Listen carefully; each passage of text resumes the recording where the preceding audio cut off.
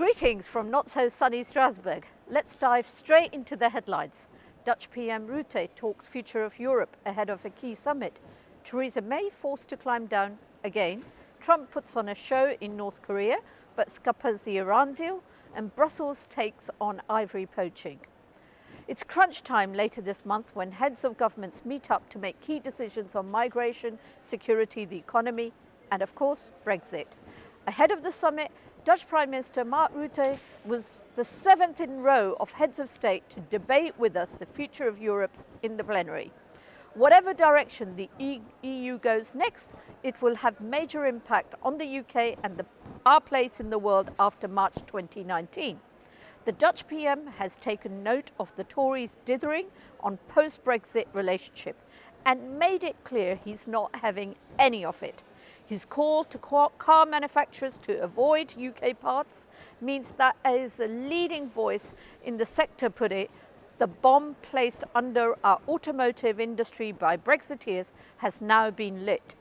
The risk of a meltdown in the car sector that will strike at the very heart of the West Midlands economy was made all too real when on Monday, JLR announced that the production of the Land Rover Discovery will be moved to Slovakia next year. This is devastating news for those directly affected in Solihull and those indirectly affected in the supply chains across the region. But our Prime Minister, however, is focused on saving only one job, her own. That's the only reason why this week she has made a series of concessions. But will it really give a Parliament a meaningful say on the Brexit terms?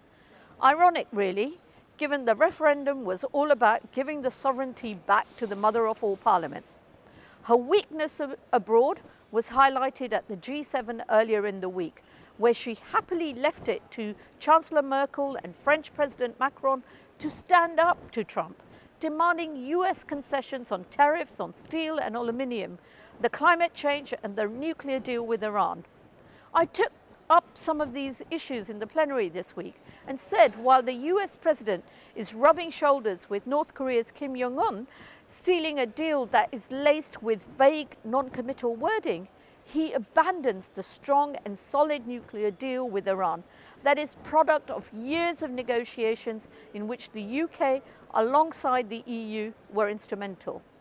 Of course, if it were up to Boris Johnson, this is the person who would be put in charge of Brexit negotiations. While UK ministers are delving into Aaron Banks' Russian gold allegations, another problematic commodity was on the agenda here in Strasbourg.